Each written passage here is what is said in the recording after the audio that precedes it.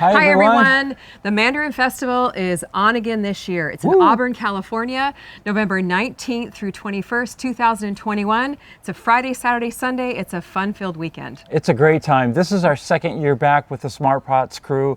Come on down. We'd like to meet you, grab a photo with you. We're going to have some Cali Kim swag there. It'll be a really good time. Now, the Mandarin Festival highlights the Sierra Nevada mandarin oranges. They're picked at the peak of ripeness. There's tons of different types of mandarins there that you can taste test.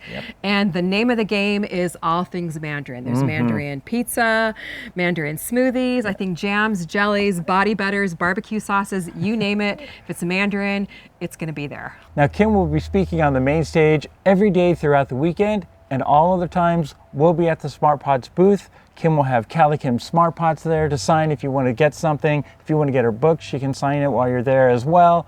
We met about like 10 to 15 other gardeners from the channel last time, and that was so much fun to be able to do that. You really want to come to this.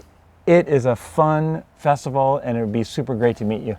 Yeah, Dad, to encourage you to come, Smart Pots has made 10 tickets available for our viewers, so it's really generous of them.